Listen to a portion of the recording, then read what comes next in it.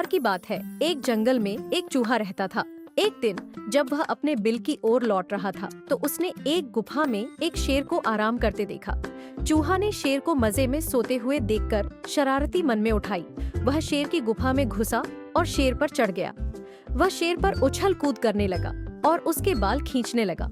चूहे की शरारत से शेर की नींद खुल गई और उसने चूहे को अपने तीखे पंजे में दबोच लिया।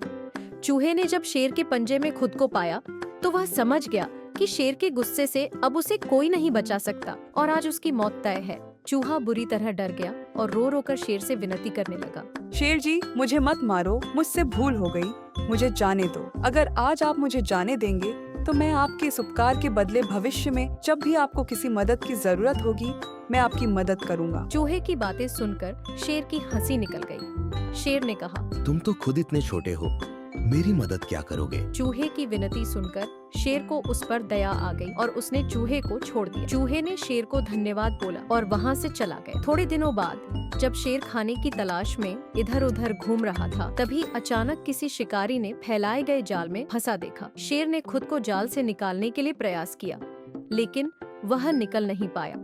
काफी समय तक प्रयास करने के बाद शेर ने मदद के लिए दहाड़ लगानी शुरू की। उसी समय वह चूहा उस तरफ से गुजर रहा था और उसने शेर की दहाड़ने की आवाज सुनी।